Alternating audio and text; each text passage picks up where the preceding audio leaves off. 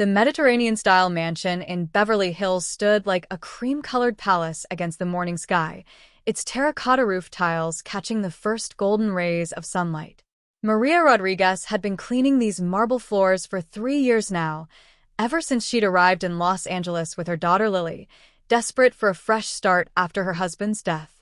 At 28, she'd learned to be grateful for small mercies, a steady job, a roof over their heads in the staff quarters, and most importantly, a safe place for her 3-year-old daughter to grow up. Alexander Thorne was the kind of man whose name appeared in Forbes and the Wall Street Journal with predictable regularity. At 36, he'd built Thorne Technologies from a college dorm room project into a $15 billion empire. His days began at 5 in the morning and rarely ended before midnight. He was brilliant, driven, and, according to the household staff, quietly lonely despite being surrounded by luxury that most people could only dream about. That Tuesday morning started like any other. Maria had left Lily coloring in the staff break room.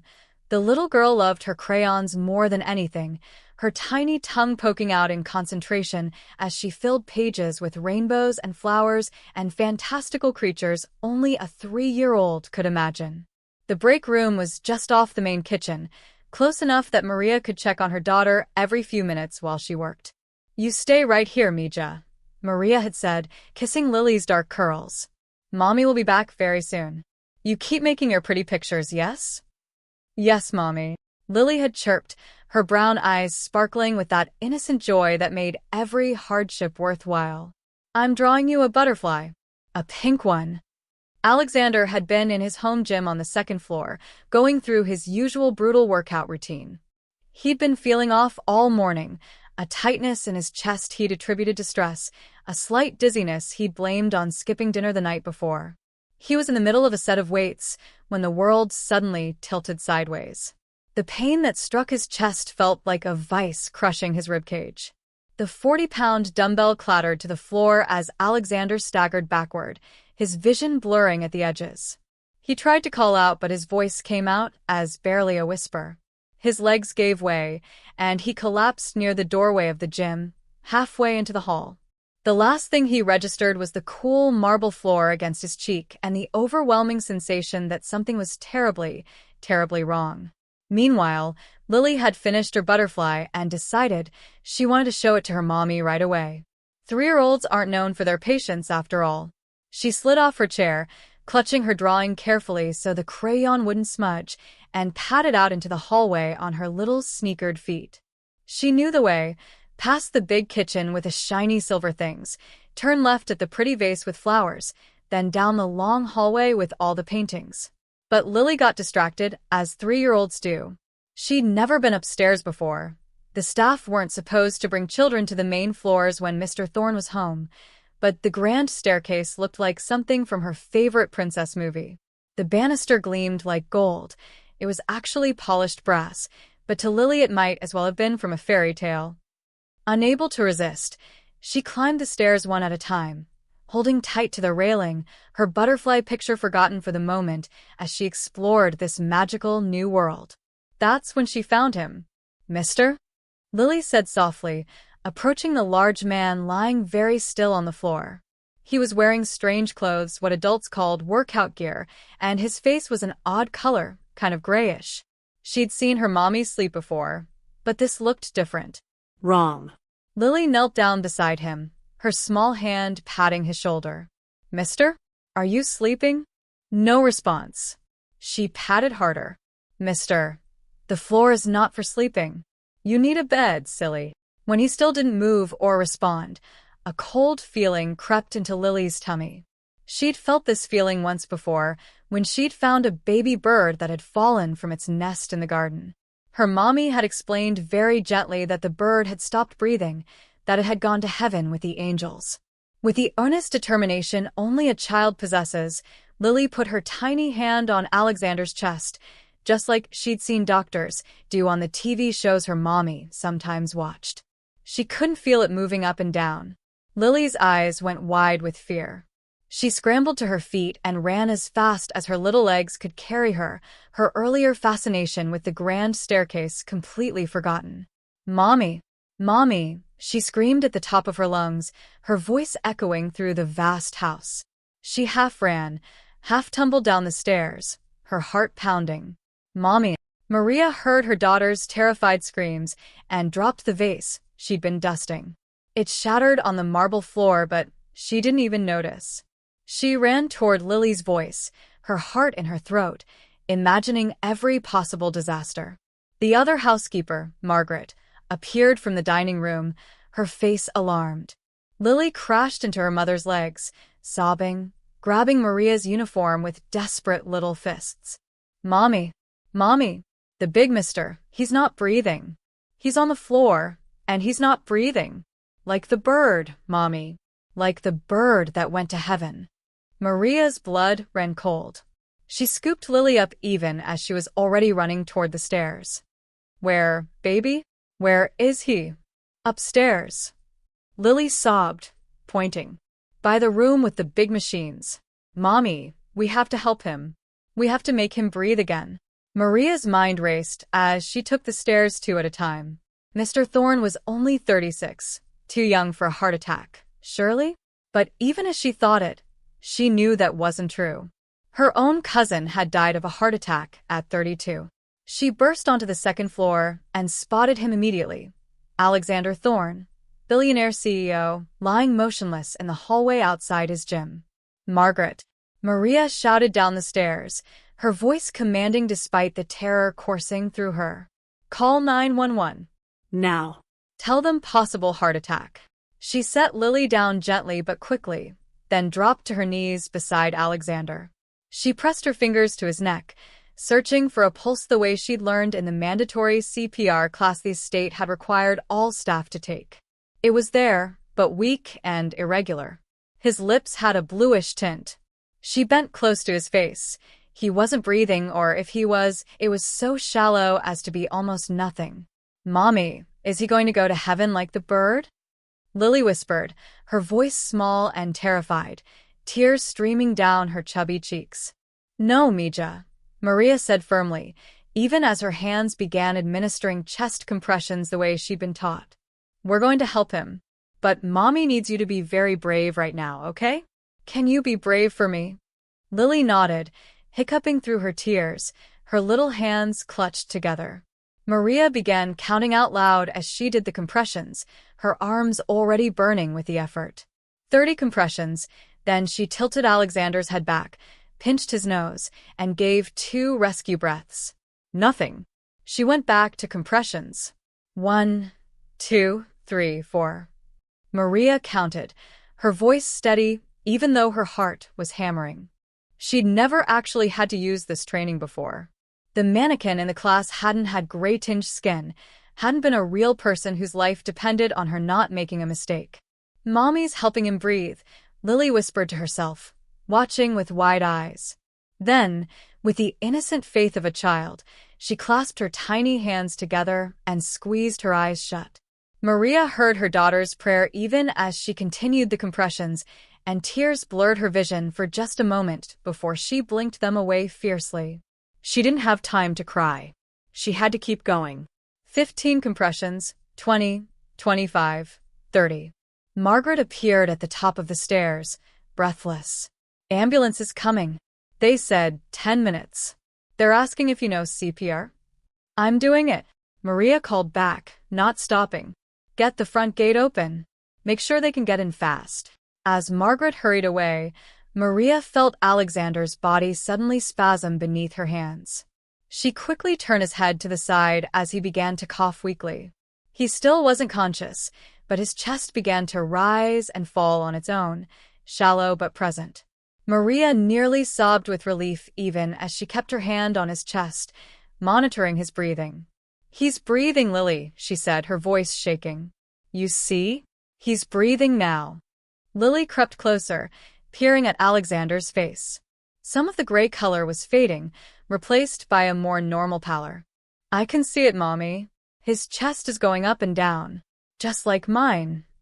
She demonstrated by taking a big, exaggerated breath, her little chest puffing out. The wait for the ambulance felt like hours, but was actually only 8 minutes.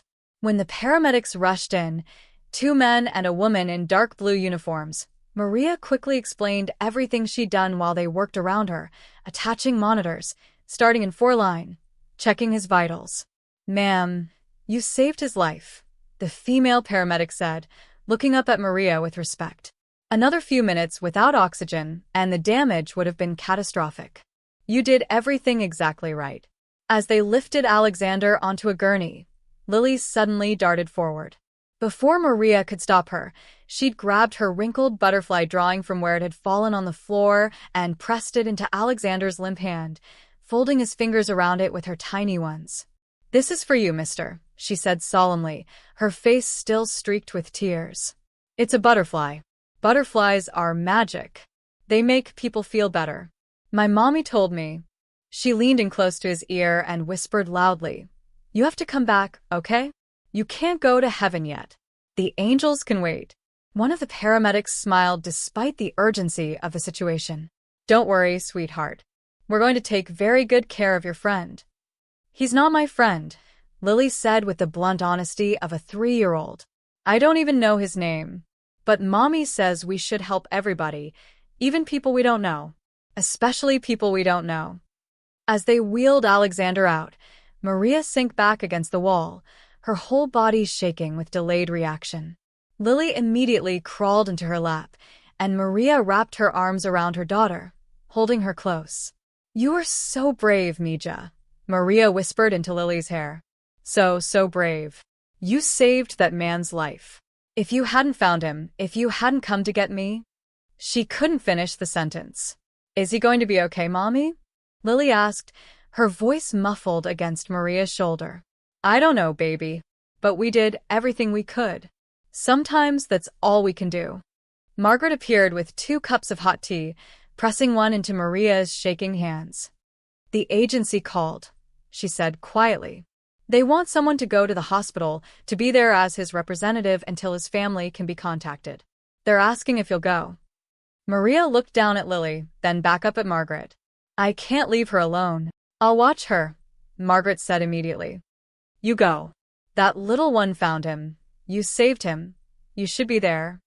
The hospital waiting room had that peculiar smell of antiseptic and anxiety that all hospitals seem to share. Maria sat in an uncomfortable plastic chair, her work uniform now wrinkled, and somehow making her feel even more out of place in this gleaming medical facility.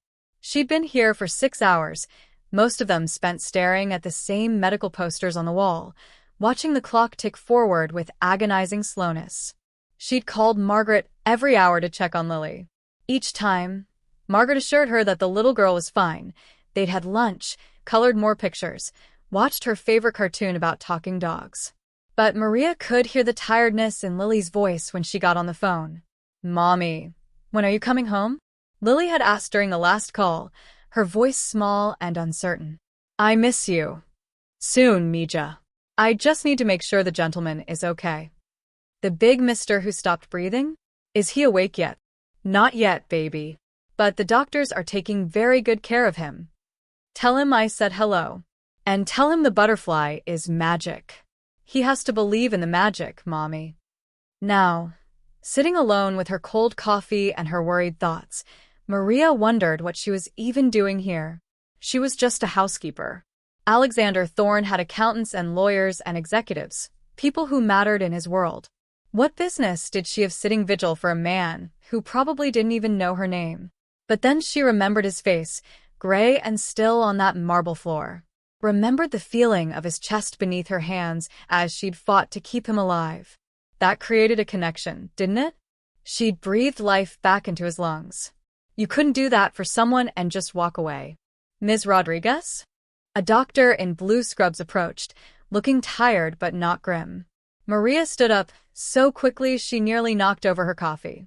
"Yes? Is Mr. Thorne okay?" "He's stable," the doctor said, and Maria felt her knees go weak with relief. "He had a myocardial infarction, a heart attack. A significant one. But thanks to the immediate CPR and how quickly we were able to treat him, the damage was minimized. He's going to need surgery, probably multiple stents, and significant lifestyle changes. But he's alive, and he's going to stay that way." Maria's hand flew to her mouth as tears suddenly spilled over. She'd been holding it together for hours, but the relief was overwhelming. Can I see him? Just for a moment. The doctor hesitated. Are you family? No, I'm the one who performed CPR. And it was my daughter who found him. The doctor's expression softened. He's sedated right now, but I don't see why not. Just for a few minutes. Follow me. The ICU was all beeping machines and hushed voices. Alexander looked small in the hospital bed, which seemed impossible for a man who'd always seemed larger than life in his own home. Tubes and wires connected him to various monitors, but his chest rose and fell steadily, and his color was almost normal again. Maria approached the bed slowly, feeling like an intruder. But then she noticed something that made her breath catch. Clutched in his right hand, even in sleep, was Lily's crumpled butterfly drawing. He wouldn't let the nurses take it, a voice said softly. Maria turned to find a young nurse checking one of the monitors.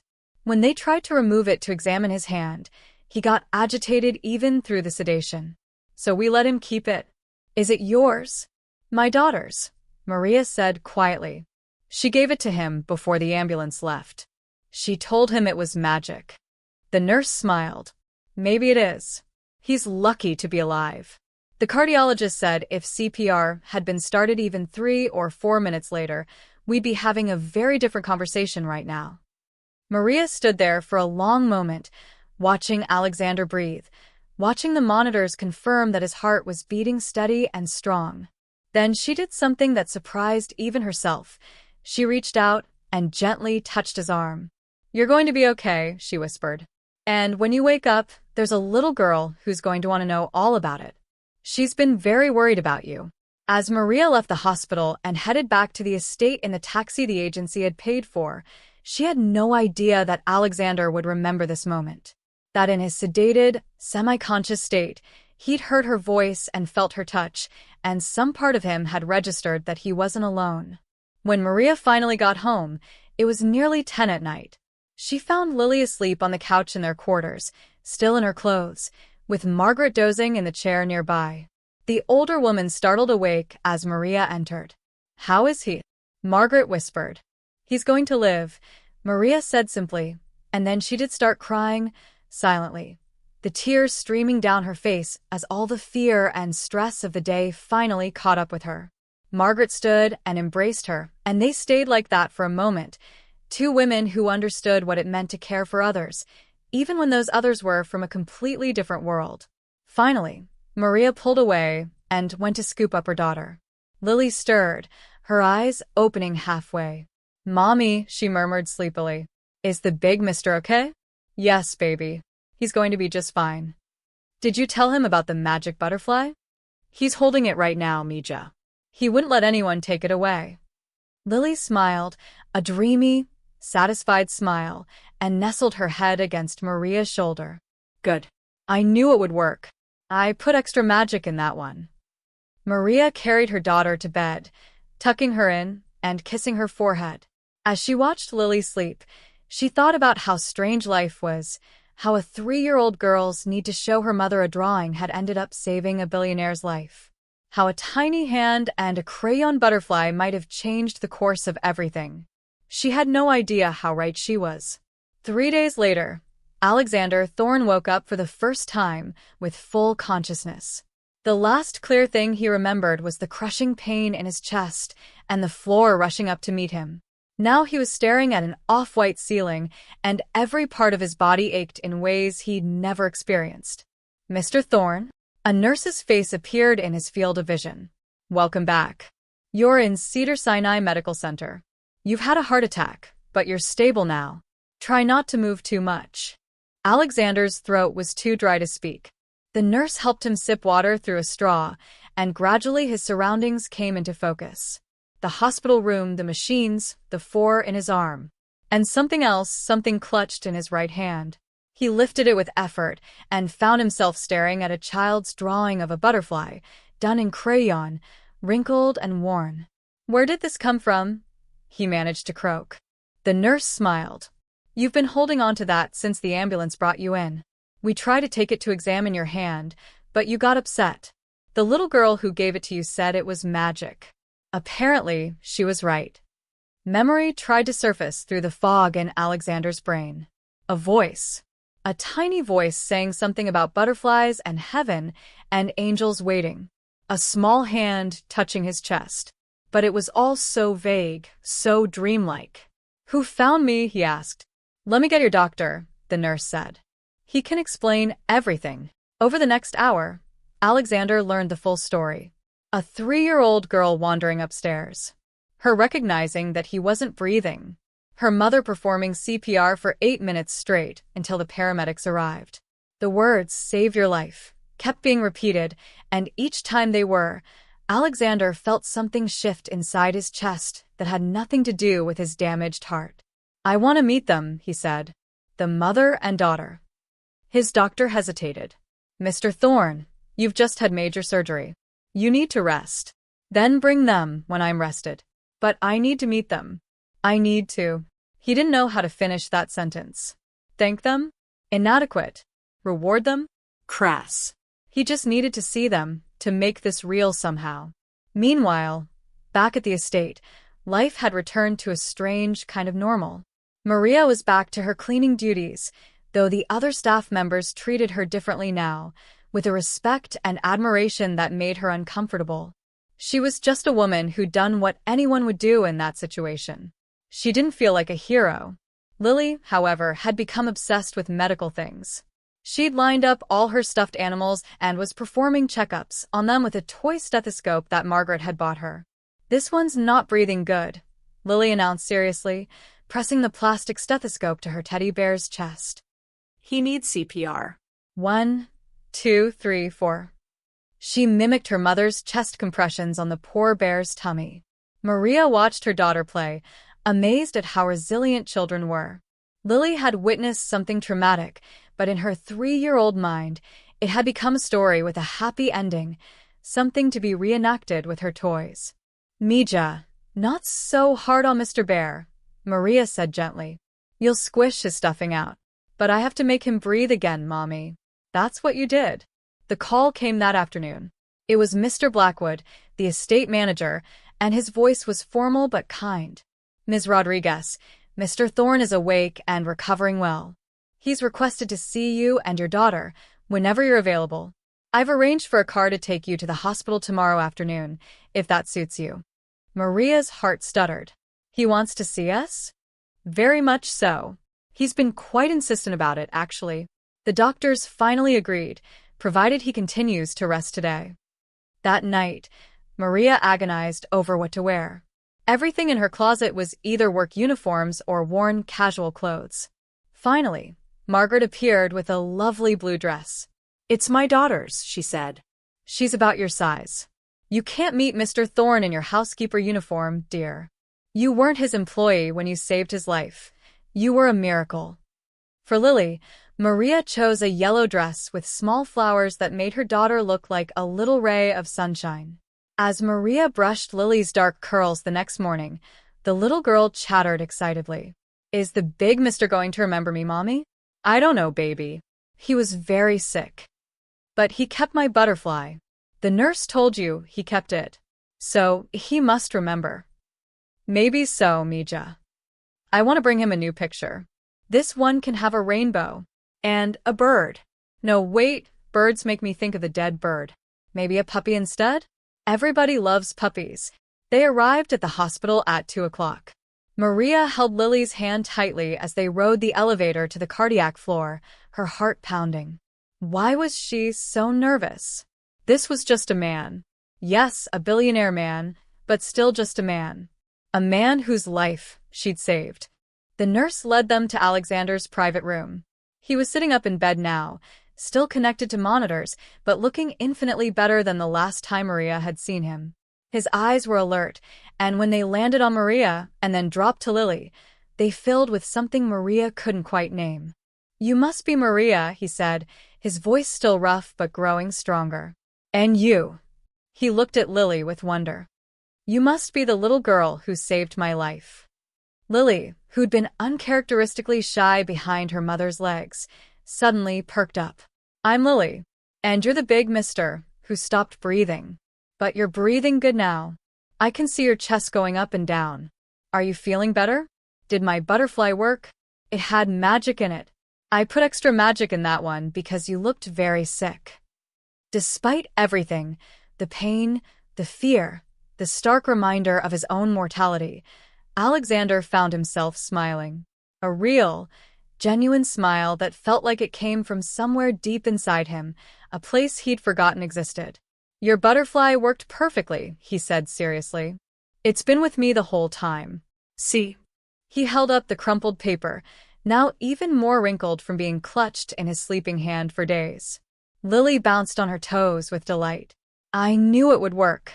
I told Mommy. Mommy said maybe, but I knew for sure. She pulled her hand free from Maria's and approached the bed, completely unafraid. I made you a new one, too. This one has a puppy and a rainbow. That's double magic. She thrust a new drawing toward him, and Alexander took it with hands that trembled slightly. Not from weakness, but from emotion he wasn't prepared for. Thank you, Lily, he said quietly. I'll keep this one safe, too. Okay, but you can hang that one on your wall when you're done being sick. The old one is probably too wrinkled now. She tilted her head, studying him with those bright, innocent eyes. Why did you stop breathing? Mommy says it was your heart. Did your heart get tired? Something like that, Alexander said. My heart wasn't as strong as I thought it was. That's okay. Mommy says everybody needs help sometimes. Even big, strong misters like you. And that's why we have to look out for each other. 'Cause we're all in this together. That's what Mommy always says. Alexander looked up at Maria, who stood near the door, her hands clasped together, her expression a mixture of pride in her daughter and uncertainty about being there. Their eyes met, and in that moment, Alexander understood something he'd never really comprehended before, despite all his billions and all his success. This woman, this housekeeper whose name he'd probably never bothered to learn before this, had given him the most precious gift anyone could give. Not just his life, though that would have been enough, but a glimpse into a kind of goodness and courage he'd lost sight of in his relentless pursuit of more. Thank you, he said to Maria, his voice breaking slightly. I don't know how to thank you properly. You saved my life. You didn't have to, but you did, and now I'm here, and He stopped, overwhelmed. Maria stepped forward then, her natural compassion overriding her uncertainty. You don't need to thank me, Mr. Thorne. Anyone would have done the same. But they didn't. You did. You and Lily. Mommy did the hard part, Lily piped up, climbing onto the chair beside his bed, so she could see him better. I just found you, and got scared, and ran to get Mommy. But Mommy knew what to do. She pushed on your chest and counted and breathed in your mouth and everything. It was very brave. Mommy is the bravest person in the whole wide world. Alexander saw Maria's cheeks flush pink, saw her fidget with the hem of her dress, borrowed. He realized suddenly, because she probably didn't have anything nice enough to wear to meet him. The thought made his chest hurt in a way that had nothing to do with his heart attack. Everything in his life was going to change, Alexander realized in that moment. It had to, because a 3-year-old girl had wandered upstairs looking for her mother and had noticed that a stranger needed help. Because a 28-year-old woman had dropped everything to save a man she barely knew. Because sometimes the universe sends you a message you can't ignore, written in crayon on a piece of paper in the shape of a butterfly. Lily, he said, looking at the little girl whose innocence and quick thinking had set everything in motion. Would you like to hear something? Okay. The doctors tell me that if you hadn't found me when you did, if your mama hadn't helped me right away, I wouldn't be here anymore. Do you understand what that means? Lily nodded solemnly, her little face serious. It means you would have gone to heaven with the angels and Jesus, like the bird in the garden. That's right. But I didn't because of you. So I was thinking, since you saved my life, that makes you pretty special to me. And I'd like us to be friends, if that's okay with you. Lily's eyes went wide. Really? Friends with a big mister? I never had a big mister friend before. Only kid friends and Mommy and Margaret. Can friends visit each other? 'Cause I live at your house, so that would be easy. Despite the gravity of the conversation, Alexander laughed, really laughed, for the first time in longer than he could remember. Yes, friends can definitely visit each other. Over the next hour, Lily chattered about everything and nothing, her favorite colors, pink and purple, her favorite food, mac and cheese, but only the way Mommy made it, her favorite cartoon, something about talking dogs that Alexander had never heard of. Maria tried several times to quiet her daughter, worried she was exhausting a man recovering from a heart attack, but Alexander waved her concerns away. Let her talk, he said. I like it. He struggled for the word. It's real. This is real. When the nurse finally came to tell them visiting hours were ending, Lily hopped down from her chair and walked right up to Alexander's bedside. Without any hesitation or awkwardness, she patted his hand gently. You have to get better fast, okay? 'Cause friends are supposed to play together, and you can't play if you're stuck in this bed. Maybe when you're all better, you can come have mac and cheese with us. Mommy makes the best mac and cheese in the whole world. I'd like that very much, Alexander said, his voice thick with emotion. As Maria gathered their things to leave, Alexander called out to her. Maria? Would you come back tomorrow? Both of you? If you're not working? Maria hesitated, then nodded. If you'd like us to. I would. Very much. As they left, Lily turned and waved enthusiastically. Bye, Mr. Alexander. Feel better. Remember to believe in the magic butterfly.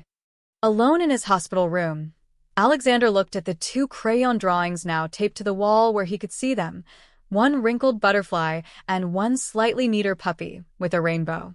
Then he looked at the machines monitoring his healing heart, and he thought about second chances. He'd spent 36 years building an empire. Maybe it was time to build something more important, a life worth living. Over the following 2 weeks, something extraordinary happened. Maria and Lily became fixtures in Alexander's recovery, visiting every day after Maria's morning shift ended. What started as courtesy visits evolved into something neither Maria nor Alexander had anticipated, a genuine friendship that transcended their different worlds. Lily brought her coloring books and would sit beside Alexander's bed, narrating elaborate stories about the pictures she colored. This princess is named Rainbow Sparkle, she'd say with complete seriousness, and she lives in a castle made of cookies. But not the chocolate chip kind, because those would melt in the sun. Sugar cookies. Much more practical for castle building. Alexander found himself actually invested in these stories, asking questions like, but what does Rainbow Sparkle do about dragons? And receiving incredibly detailed answers about how the dragons were actually nice and just misunderstood because people thought they wanted to eat princesses, but really they just wanted friends. That's very wise, Alexander told her once. Sometimes people think things about us that aren't true, just because they don't know us yet. Exactly, Lily said, nodding emphatically. Like maybe people think you're scary 'cause you're very tall and have a serious face. But you're not scary at all. You're nice.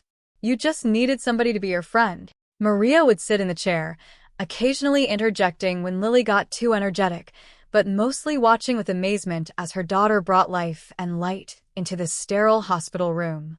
She'd catch Alexander watching Lily with an expression of wonder, and something would tighten in her chest. Not painful, but profound. One afternoon, when Lily had fallen asleep in the chair, worn out from acting out an elaborate story about a superhero puppy, Alexander and Maria had their first real conversation. I never thanked you properly, Alexander said quietly, so as not to wake Lily. I've thought about it constantly, what to say, how to say it. Everything sounds inadequate. You don't owe me anything, Maria said softly. I did what anyone would do. But that's not true, is it? Alexander shifted in his bed, his eyes intense on hers. Most people would panic. Most people wouldn't know CPR, or would be too afraid to use it. You acted.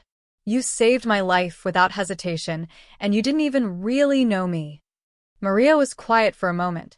I knew enough, she said finally. I knew you were a person who needed help. That's all I needed to know. She smiled slightly. And Lily wouldn't have forgiven me if I'd done nothing. She's very insistent about helping people. She gets that from you. Maybe. Maria's expression grew distant. My husband died 3 years ago. Construction accident. One moment he was there, the next he wasn't. No goodbyes. No chance to save him. Maybe that's why I couldn't let you die, too. Because I could do something about it this time. Alexander felt the weight of that revelation settle over him. I'm sorry, he said quietly. That must have been devastating. It was. Still is sometimes. But I had Lily and she needed me to be strong. So I was. And we came here to Los Angeles for a fresh start. Your house was the first place that hired me. She met his eyes. You gave us a chance when I desperately needed one. So maybe saving your life was just returning the favor. I don't even remember hiring you, Alexander admitted, ashamed. My estate manager handles all that. I've been absent from everything except work. You've been building something important, Maria said generously. Your company employs thousands of people. Does it matter if I was too busy to notice the people in my own home? Alexander's voice was bitter now, directed at himself. I've walked past you probably hundreds of times and never knew your name. Never knew you had a daughter. Never knew anything about the people who keep my life running while I chase after. What? Another billion? Another acquisition? You're being too hard on yourself. Am I? Maria, I had a heart attack at 36. Do you know what the cardiologist said? That I was working myself to death. Literally. 16-hour days, constant stress, terrible diet, no real relationships. I was so focused on building an empire that I forgot to build a life. He gestured to the sleeping Lily. Your daughter is 3 years old, and she already understands something I'd completely forgotten, that we're supposed to look out for each other. Maria didn't know what to say to that. She'd never seen this vulnerability in wealthy people before. In her experience, they either ignored you or treated you as invisible. But Alexander was different now, broken open by his near-death experience, raw and searching. It's not too late, she said finally. You're still here. You have a second chance. Because of you. Because of Lily. He looked at the crayon drawings on his wall. I'm not going to waste it. The next day, Lily arrived with a new mission. She'd heard Alexander mention he'd be going home soon, and she decided his house was too big and empty and needed happy things. So I made you these, she announced, pulling out a stack of at least 20 drawings from her little backpack. This one is for your bedroom. It's a nighttime sky with stars so you don't feel lonely. This one is for your kitchen. It's breakfast foods with smiley faces. This one is for your office. Mommy says you work there a lot. It's a reminder to take breaks. See, it says take breaks. I spelled it myself. You spelled it perfectly, Alexander said seriously, examining the picture where take breaks was written in wobbly letters above a drawing of a stick figure sitting under a tree. He didn't correct the spelling. It was perfect exactly as it was. And this one, Lily pulled out a particular drawing with great ceremony. This one is the most important. It's for wherever you look the most. It's me and you and Mommy. See? We're holding hands. Because we're friends now. And friends hold hands and look out for each other. Alexander took the drawing with shaking hands. Sure enough, there were 3 stick figures, a very tall one labeled Mr. Alexander, a medium one labeled Mommy, and a small one labeled Lily. They were holding hands and surrounded by hearts and flowers and butterflies.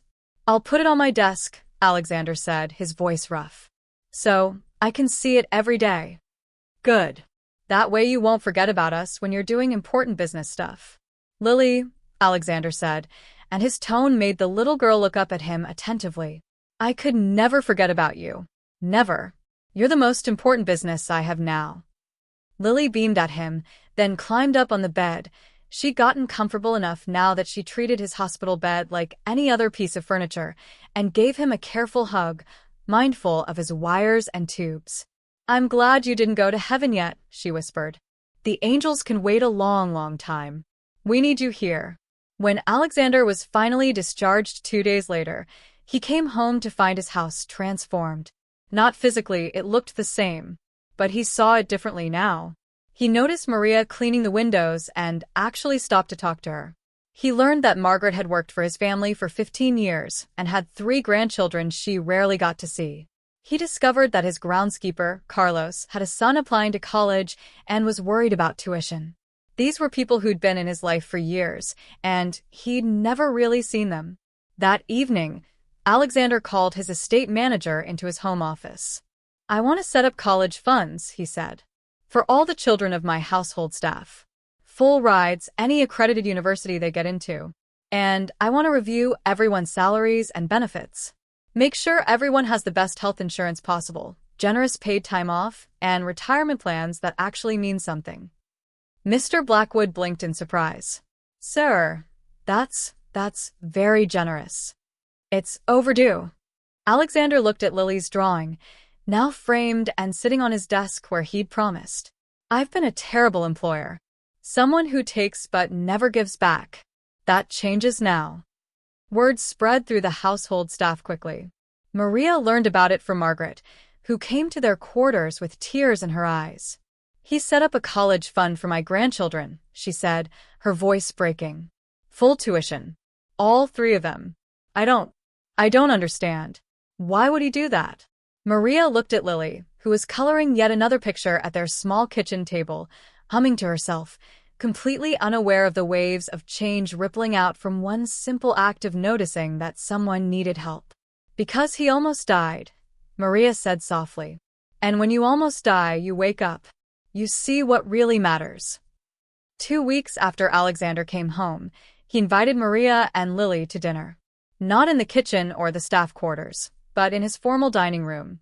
Maria tried to refuse. It wasn't appropriate, she insisted, but Alexander was quietly stubborn. "I'm not asking my employee to dinner," he said. "I'm asking my friend. Both my friends. Please." So Maria found herself sitting at a table that probably cost more than her car used to, with her daughter in a booster seat. Alexander had ordered one special, eating pizza that Alexander had ordered because Lily had mentioned it was her favorite.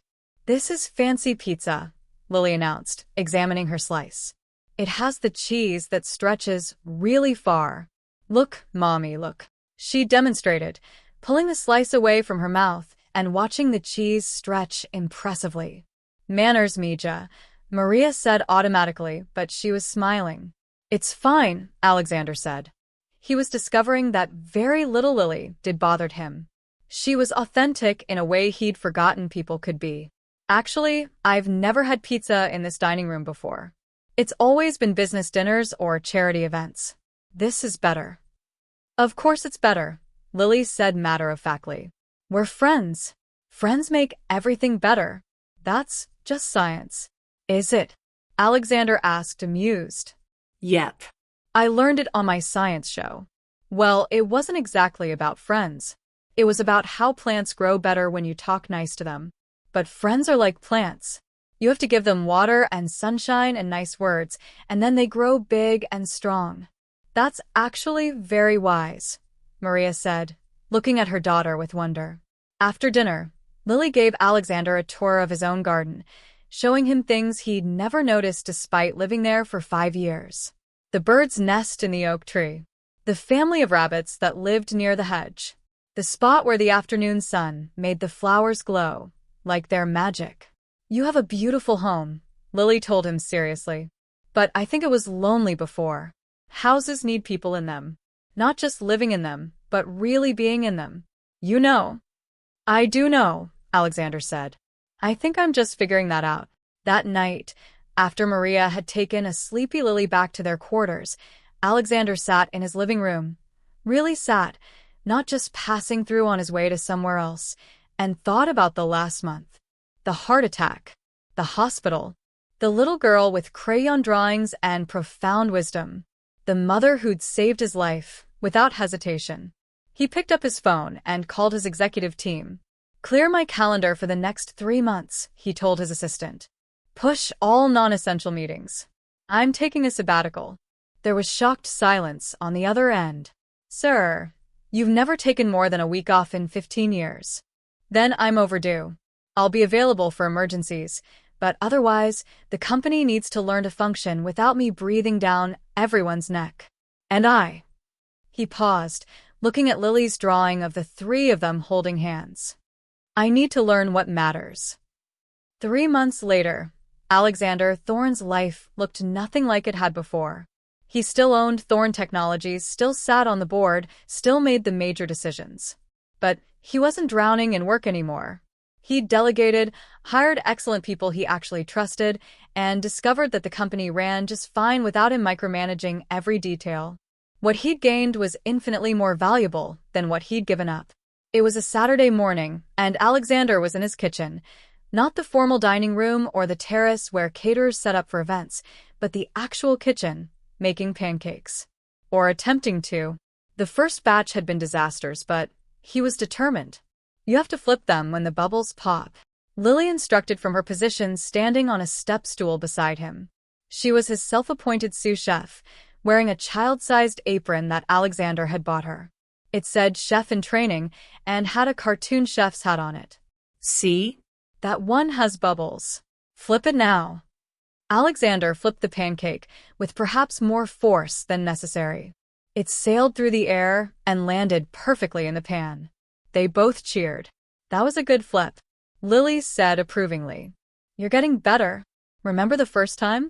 You flipped it onto the floor. I remember, Alexander said dryly. How could I forget? You laughed for 10 minutes. It was funny. Mommy said we don't waste food, but she was trying not to laugh too. Maria was sitting at the kitchen island, ostensibly supervising but mostly just enjoying watching her daughter and Alexander together. This had become their Saturday morning routine over the past months. Pancake breakfast in the kitchen, all three of them together. The transformation in Alexander still amazed her. The intense, driven man who'd barely acknowledged his staff's existence had become someone who knew everyone's names, asked about their families, and had personally driven Carlos to visit his son at college because I was heading that direction anyway, he wasn't. But the biggest change was in how he was with Lily. He'd become the father figure her daughter had lost 3 years ago, and watching them together made Maria's heart ache in ways both painful and healing. Mommy, can we tell him now? Lily asked suddenly, bouncing excitedly on her step stool. Tell me what? Alexander looked between them suspiciously. Maria laughed. We've been keeping a secret from you. Lily's been very patient, but I think she's going to burst if we don't tell you. What is it? Lily couldn't contain herself any longer. I'm starting pre-K, real school, with other kids and a teacher and everything.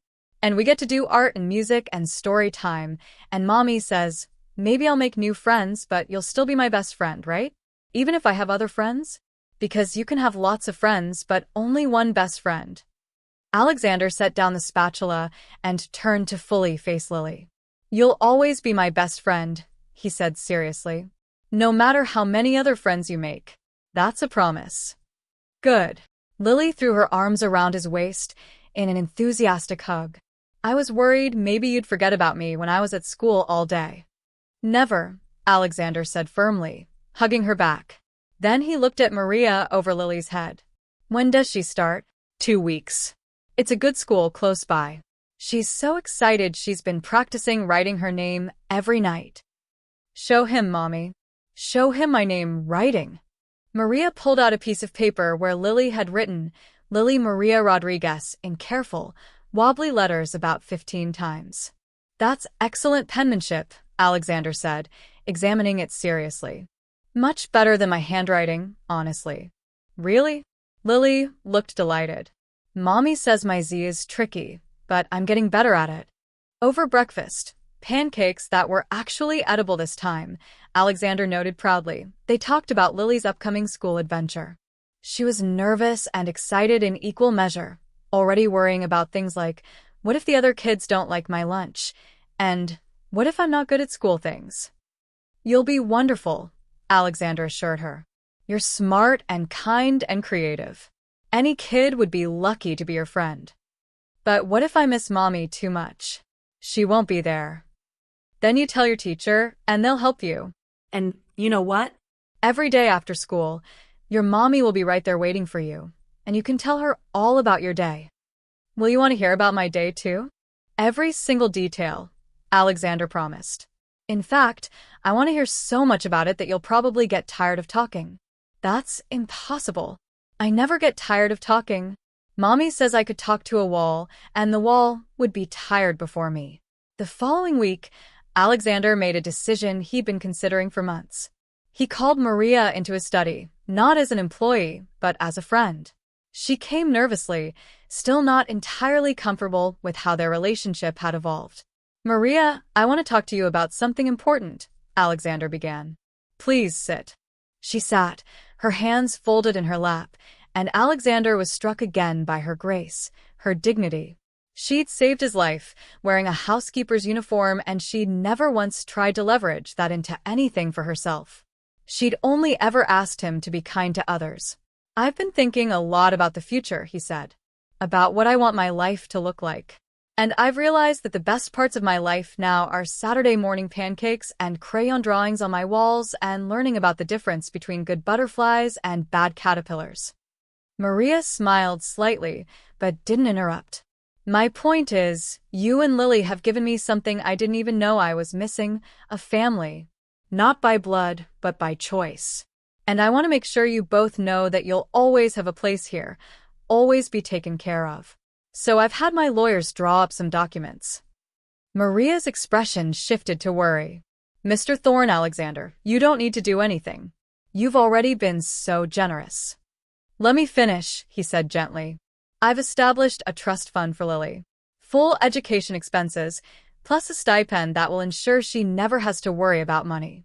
She can choose any path in life she wants, college, trade school, art school, whatever makes her happy, and she'll have the resources to pursue it."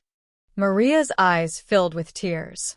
"Alexander, I can't. That's too much." "It's not even close to enough," he said firmly. "She saved my life, Maria. Your daughter gave me a second chance. This is me making sure she has every opportunity to build whatever life she dreams of. I don't know what to say. Say you'll let me do this. And there's more." He pulled out another document. "I'm creating a scholarship program through Thorne Technologies, the Lily Rodriguez Foundation for Early Intervention. We're going to teach CPR to children, fund medical education, support programs that teach kids how to help in emergencies. We're going to make sure other 3-year-olds know what to do if someone stops breathing." Maria was crying openly now. "You do all that? In her name? She changed everything, Maria. Not just for me, I want her to change things for other people too. And when she's old enough, if she wants to be involved, she can be. It'll be hers. She's going to be impossible when she finds out," Maria said through her tears, laughing. "She already thinks she's pretty special. She is special. And so are you." Alexander hesitated, then continued. "There's one more thing. I know you're still working as my housekeeper, and I know it's because you need the job and the security. But Maria, you're not my employee anymore. You haven't been for months. You're my family. So, I want you to think about what you really want to do with your life. If you want to go back to school, start a business, pursue a dream you put aside, I'll support it. No strings attached." Maria wiped her eyes, overwhelmed. "Why are you doing all this?" "Because you saved my life without knowing if I deserved it. Because your daughter saw a stranger who needed help and didn't hesitate.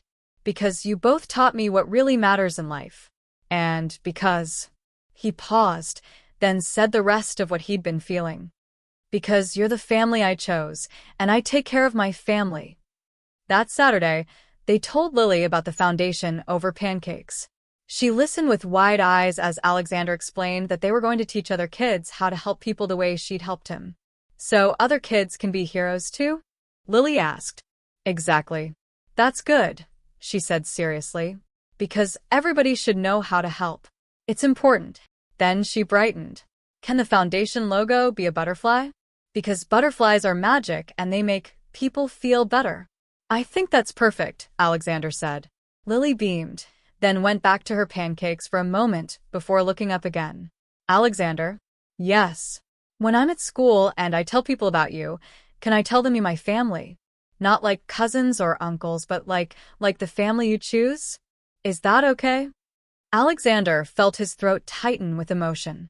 This little girl, who'd lost her father so young, was asking permission to claim him as family. "I'd be honored," he managed to say. "Good.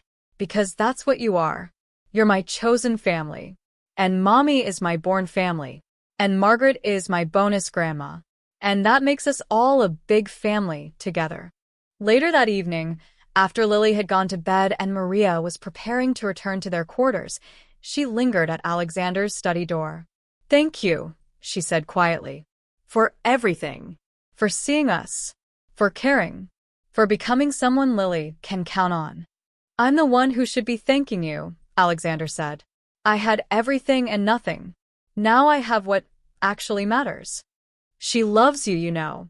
She doesn't remember her father well. She was so young when he died. But she's found a father figure in you. I hope that's okay." "It's more than okay. Maria, He stopped, searching for the right words. "I never wanted children. I was too busy, too focused on my career. But now I can't imagine my life without Lily in it. Without both of you in it." They stood there for a moment, two people whose lives had collided in the most unexpected way, bound together now by something stronger than blood or duty. "She wants you to come to her first day of school," Maria said, "to take pictures with us. She's been planning it all week. She says we need a family photo for her first day." "I wouldn't miss it for anything," Alexander said, and he meant it. On Lily's first day of pre-K, Alexander took the entire morning off. He was there with his camera as Lily posed in her new backpack, purple with butterflies on it, naturally. He drove them to school in his car, and he stood with Maria as they walked Lily to her classroom. Lily was brave right up until they reached her classroom door. Then her little hand tightened on Maria's, and her eyes went wide with sudden fear. "What if I'm scared and you're not there?" she whispered. Maria knelt down to her level. "Then you remember that Mommy loves you and will be right here when school is over. And you know what else?" "What?" "You're the bravest girl I know. You saved someone's life, remember? You can do anything. Even school? Especially school." Lily looked at Alexander, who'd been hanging back to give them space. "Will you remember me while I'm at school?"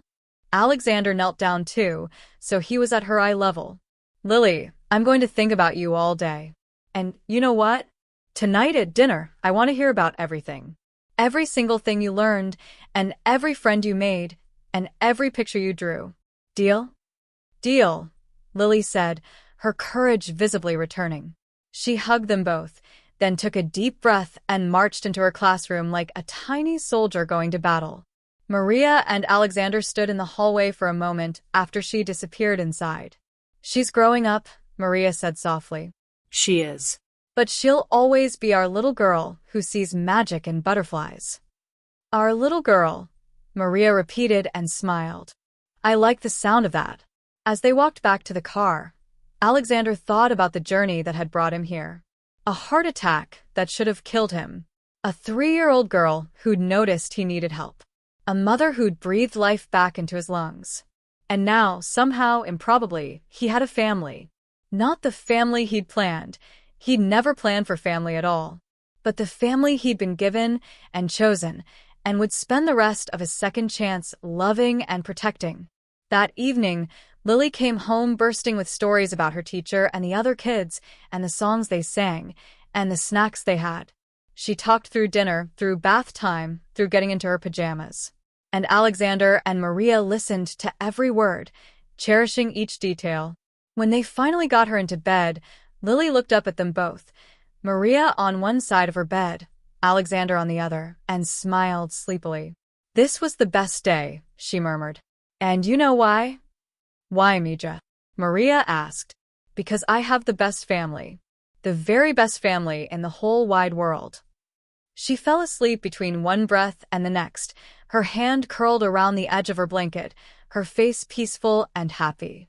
Alexander and Maria stood there for a moment, looking down at the little girl who'd changed both their lives so completely. "She's right," Alexander said quietly. "Best family in the whole wide world." "We're lucky," Maria agreed. "No," Alexander said, thinking of a moment months ago when the world had gone dark and he'd thought it was ending, only to wake up and find it had just been beginning. We're blessed.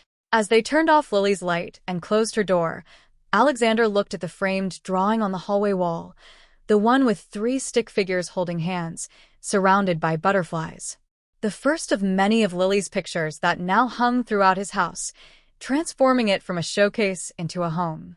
He'd spent 36 years building an empire and almost died without really living. Now, at 37, he was finally alive, saved by a child's sharp eyes, a mother's brave heart, and the reminder that the most valuable things in life can't be bought or earned. They can only be given, freely and without condition, by people who see you at your worst and choose to save you anyway. And sometimes, if you're very lucky, that salvation comes with butterflies and pancakes and a 3-year-old who believes in magic. Because sometimes the magic is real. The end.